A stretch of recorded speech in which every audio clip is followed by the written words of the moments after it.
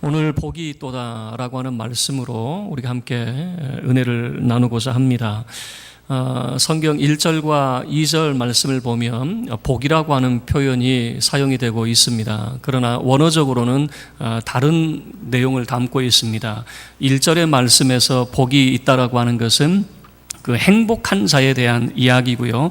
2절에서 보여주고 있는 것은 복된 자에 대한 이야기입니다. 행복과 복이 그게 그거 같은데 다릅니다.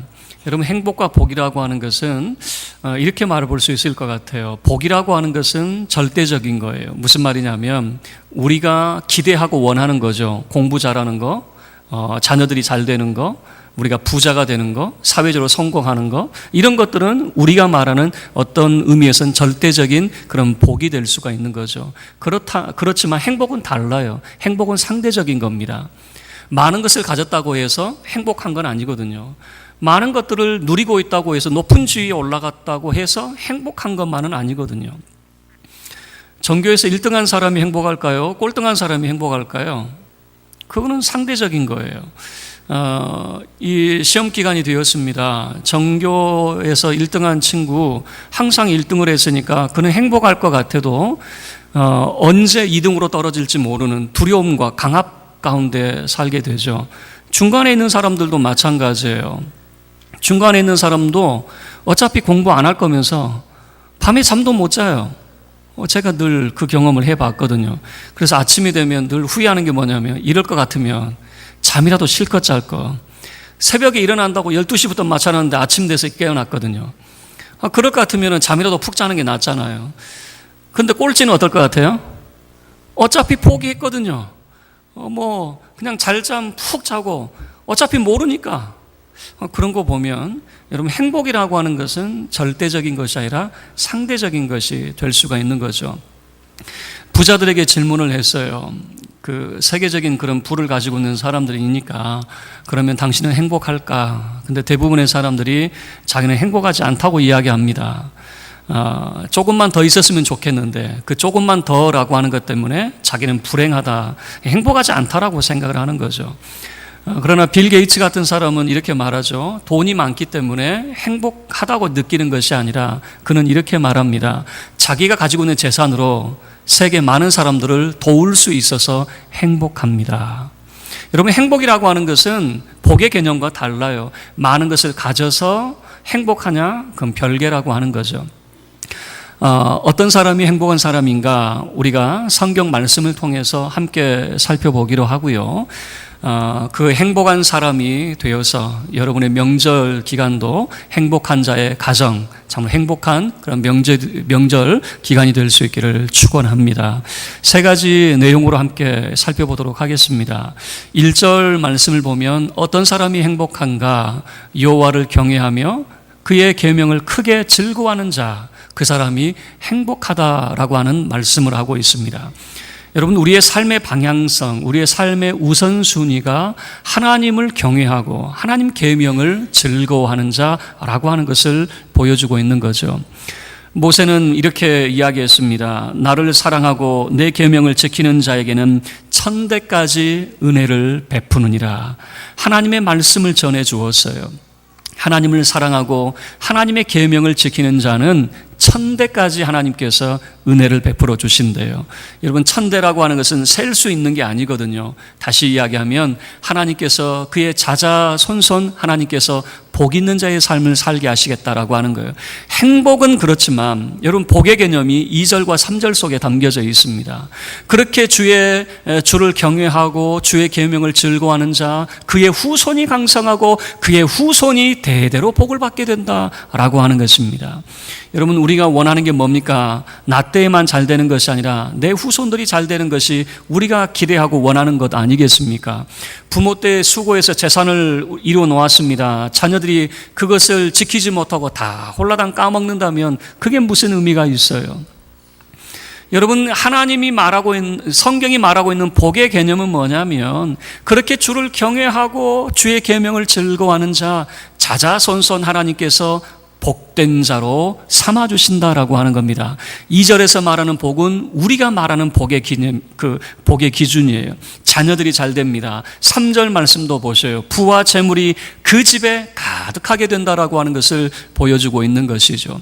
그 집에 하나님께서 충만하게 채워주십니다. 부와 재물로서 하나님께서 가득 채워주신다라고 하는 것을 보여주고 있는 것이죠.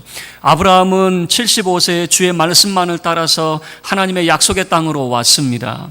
성경은 이렇게 이야기합니다. 아브라함이 하나님 말씀을 믿을 때에 그것을 그의 의로 여기셨다라고 그렇게 표현을 하고 있습니다. 다시 이야기하면 우리의 삶은 하나님 말씀이 우리의 삶의 기준이 되어야 됩니다. 세상이 전해주는 것이 우리의 삶의 기준이 아니라 하나님의 말씀이 우리의 삶의 기준이 되는 자. 그럴 때 아브라함의 삶을 하나님께서 복된 자의 삶으로 하나님께서 그를 세워주시는 것 아니겠습니까? 여러분, 하나님을 경외하는 자가 되기를 바랍니다. 주의 계명을 즐거워하는 자가 되기를 바랍니다. 그래야 하나님께서 여러분의 자손들에게 복을 주시고 여러분의 집에 부와 재물로 채워주심이 있기를 축원합니다. 행복한 자의 두 번째는요, 4절 말씀을 보시면 정직한 자라고 하는 표현을 쓰고 있습니다. 그 정직에 대해서 소개를 하고 있습니다. 우리는 보통 정직을 이해할 때 거짓말하지 않는 것이 정직이 아닌가라고 말하죠. 그러나 그 정직에 대해서 4절 중반절에서부터 이렇게 소개를 하고 있습니다. 그는 자비롭고 긍휼이 많으며 의로운 이로다.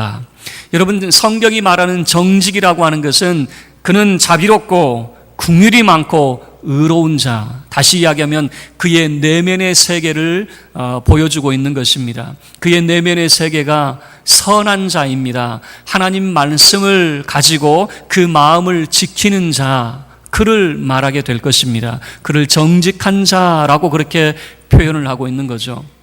성경은 무릇 지킬 만한 것보다 더욱 내 마음을 지켜라 라고 이야기합니다. 생명의 근원이 우리 마음의 좌소에 있기 때문에 그렇습니다.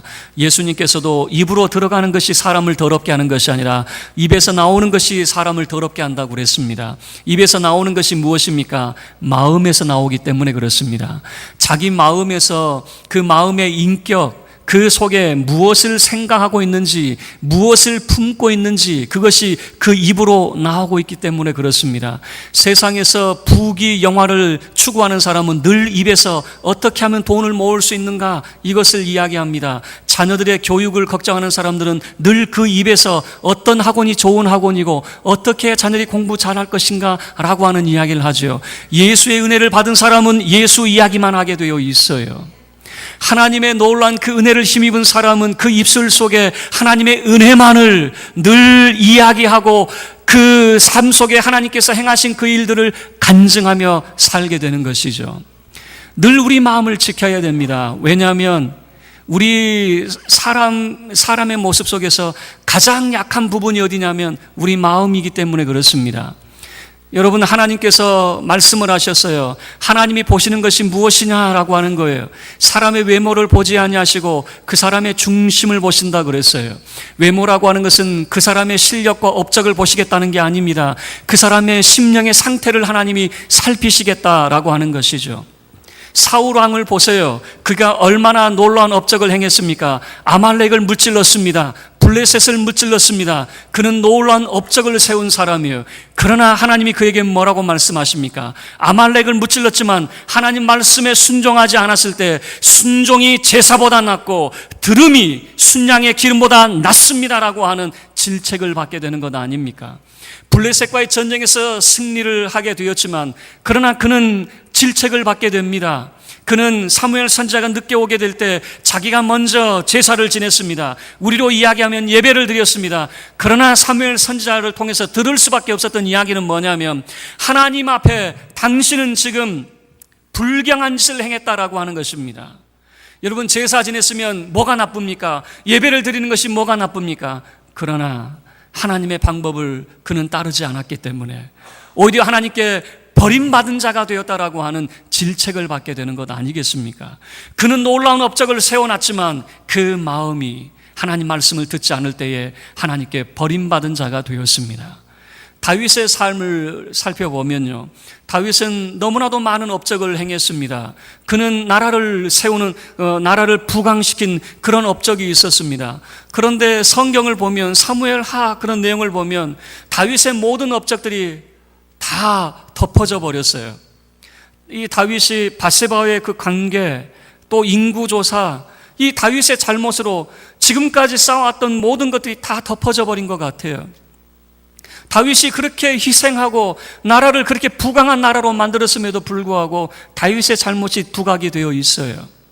그런데 다윗은 하나님의 은혜를 구했습니다. 자기의 잘못을 하나님 앞에 내어놓고 나를 불쌍히 여겨달라고 하나님 앞에 구했습니다. 그럴 때 성경은 다윗에 대한 평가, 사울에 대한 평가가 너무나도 다른 거예요.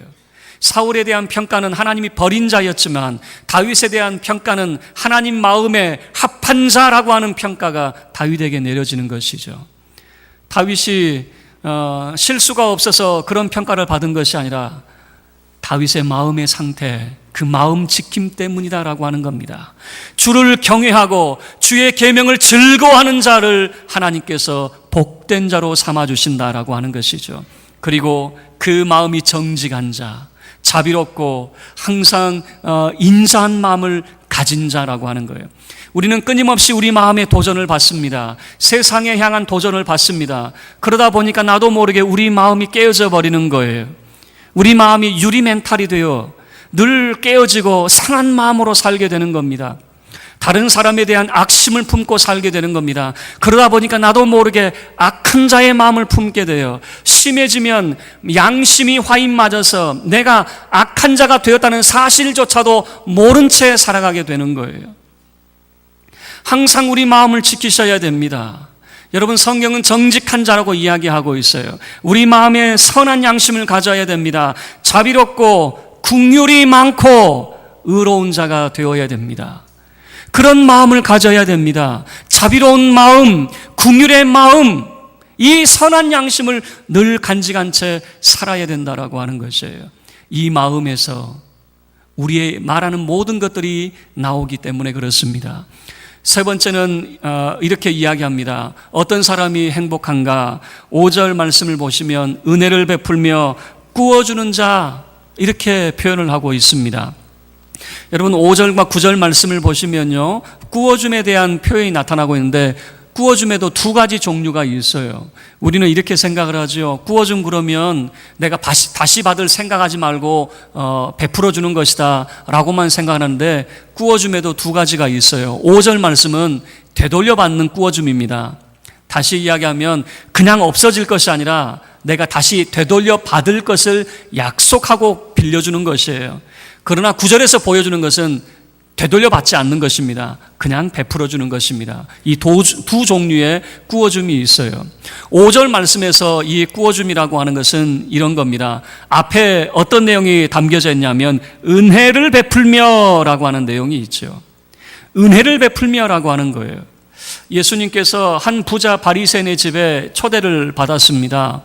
예수님께서 가만히 살펴봤어요. 어떤 사람들이 초대를 받았는가? 가만히 살펴봤더니 죄다 부자들입니다. 귀족들입니다. 그 부자하고 걸맞는 사람들만 죄다 초대를 받은 거예요. 그래서 나중에 예수님께서 그 자기를 초대했던 부자 바리새인을 불러다가 이렇게 이야기합니다. 이왕 초대를 하려고 한다면, 대접을 하려고 한다면 가난한 사람들, 병든 사람들, 이런 사람들을 대접하시지 왜 이런 부자를 대접했습니까? 이 부자들은 당신이 한번 대접을 하면 그들도 당신을 대접을 하겠죠. 그러면 없어지는 거예요. 내가 한번 대접하고 저 사람도 나를 대접하면 그냥 사라져버리는 거예요. 그런데 가난한 사람들, 병든 사람들을 대접하면 어떻습니까? 그 사람들은 갚을 길이 없거든요. 그래서 그런 사람들을 대접을 한다면 우리는 이런 생각하죠. 이것은 없어지는 것이 아니겠느냐, 사라지는 것이 아니겠느냐. 예수님은 이렇게 말씀하셔요. 아니요, 그건 없어지는 것이 아니라 하나님이 갚아주시는 것이다. 여러분, 우리가 가난한 사람들을 도와주고 이렇게 베풀어 주는 거 없어지는 것이라고 생각해요. 우리는 손해보는 것이라고 생각을 해요. 그건 손해보는 것이 아니라 하늘의 상급이 쌓이는 것입니다. 하나님께서 의인의 부활 시에 갚아주신다. 예수님이 말씀하셨기 때문에 그렇습니다. 되돌려 받을 수 있는 것도 있어요.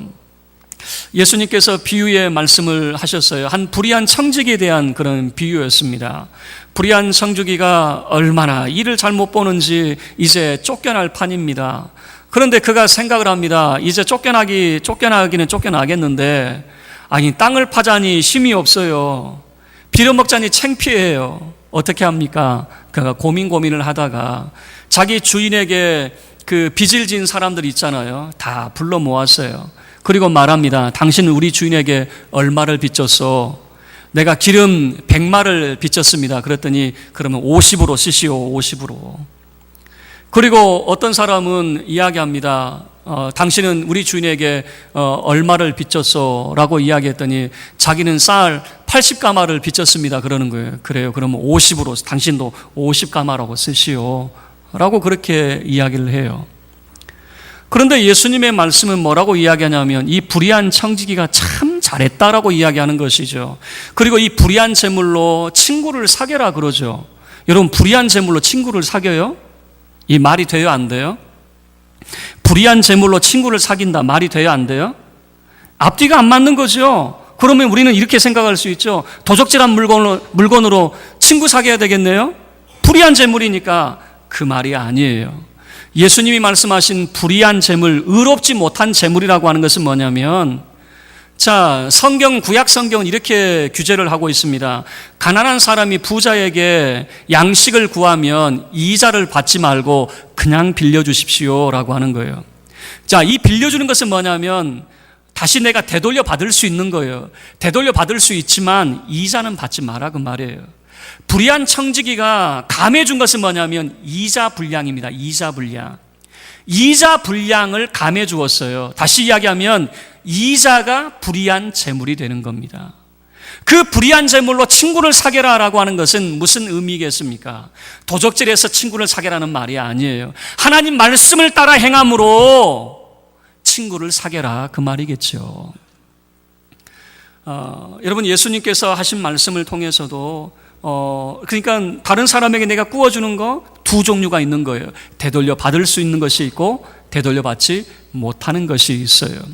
그러나 이렇게 우리가 주의 말씀을 따라 살 때, 우리가 은혜를 베풀며 구워주는 자의 삶을 살게 될 때 바로 행복자의 삶을 살 수 있다라고 하는 것을 우리에게 보여주고 있는 거죠. 자, 말씀을 마치도록 하겠습니다. 어떤 사람이 행복할까? 여러분, 복이라고 하는 개념이 두 종류의 복이 있어요. 모든 것을 갖추고 출세할 때 우리가 참 저 사람 복이 있다. 모든 것을 갖췄을 때, 그러나 그 사람이 행복할까? 그건 다른 문제예요. 성경이 말하는 행복한 사람이 어떤 사람이냐? 우리가 세 가지 종류로 생각을 해봤어요. 첫 번째는 여호와를 경외하며 그의 계명을 크게 즐거워하는 자. 우리는 하나님을 경외하는 자가 되기를 바랍니다. 하나님의 말씀을 사랑하는 자가 되기를 바랍니다. 그렇게 하나님 계명을 지켜 행하면 하나님도 우리에게 약속을 해주셨어요. 1000대까지 은혜를 베풀어 주겠다. 그래서 2절과 3절 약속의 말씀대로 자자손손 잘 되는 것이고 부와 재물이 그 집에 넘쳐나게 될 것이다 라고 하는 것을 말씀하고 있는 것이죠. 두 번째, 어떤 사람이 행복할까? 정직한 자입니다. 그 마음이 선한 양심을 가지고 있는 자, 자비롭고 긍휼이 많고 의로운 사람. 여러분, 우리가 왜 불행하다고 얘기냐면 늘 우리 마음속에 그런 악한 마음이 있기 때문에 그래요. 우리 마음속에 악한 마음들 다 끄집어내시기를 바랍니다. 늘 선한 양심을 가질 수 있기를 바랍니다. 정직한 자, 온유한 마음을 갖고 선한 양심을 가질 때에 행복한 자가 될 수 있는 것 아니겠습니까? 다른 사람에 대한 악심을 가지고 있는데 어떻게 행복할 수가 있겠어요? 다른 사람의 그런 원수를 향한 보복 심리가 있는 한 절대 행복할 수가 없는 거죠. 정직한 자가 행복하다라고 하는 것이죠. 그리고 이 정직한 자에 대한 약속이 뭡니까? 흑암 중에도 빛이 일어난다라고 말씀을 하고 있어요. 여러분, 흑암 중에라도라고 하는 말이 우리 인생을 살다 보면 어둠의 일들이 생겨날 수 있어요. 고난의 일이 생겨날 수 있어요. 그러나 빛이 일어나서 그 모든 어려움들, 위경들을 다 이겨내고 의의 길을 바르게 걷게 되어질 것입니다. 마지막 세 번째, 어떤 사람이 행복합니까? 하나님을 경외하는 자, 그리고 그 마음에 정말 온유함이 있는 자, 그리고 은혜를 베풀며 꾸어주는 자라고 하는 거예요. 여러분, 우리가 주려고만 한다고 해서 행복하냐? 그렇지 않다는 거예요. 많은 사람들이 이야기합니다. 베풀 때에 그 행복이 주어지더라라고 하는 거예요. 성경은 우리에게 말씀을 하고 있습니다. 주는 것이 받는 것보다 복되도다라고 하는 것을 말씀을 하고 있는 거죠. 우리 인생은 늘 주는 인생이에요. 이 주여 가지고 내 자식에게 다 주겠다라고 이야기하는데 그렇다고 해서 행복한 게 아니다 그 말입니다. 성경이 말하는 행복은 우리의 손을 펴서 나누어 주어도 행복해진다라고 하는 거예요. 왜 그럴까요? 우리가 나누어 주는 것은 없어지는 것이 아니라 하나님께서 갚아주시는 것이 되기 때문입니다. 저와 여러분의 삶이 참으로 행복한 자가 될 수 있기를 바라고, 이 추석 명절 기간도 여러분의 가정이 그 행복이 묻어나는 그런 명절 기간, 여러분의 가정 될 수 있기를 주의 이름으로 축원합니다. 우리 모두